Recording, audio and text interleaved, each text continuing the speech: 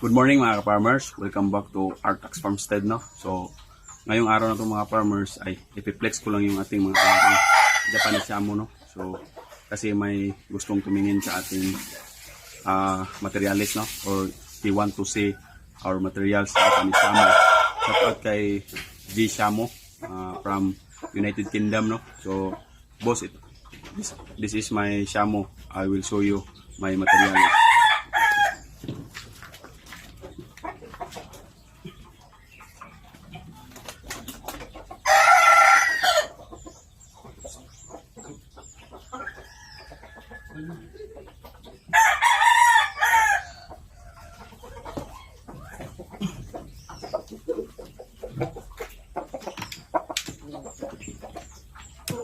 This chicken is Japanese Shamo, Basto Jutako or Rockline.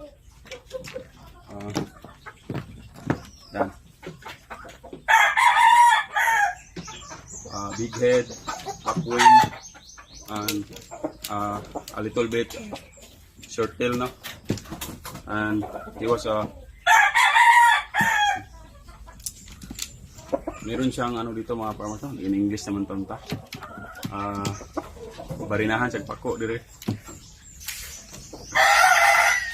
This is the Basto Jutako aeroplane. Big chicken, eh? Big, like that. Oh. Pungkan.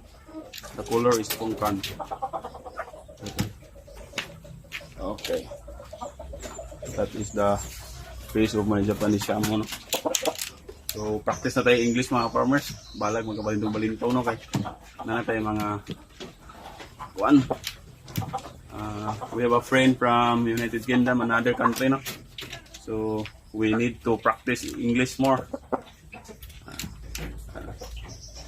Big Shamo. And leg or feet is very big, no? Big. Yan. This is the broodcock, and I show you the hen.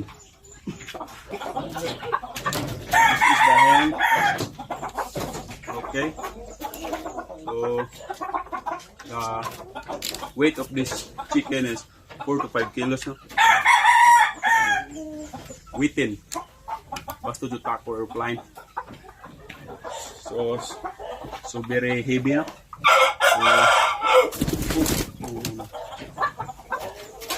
The wing is so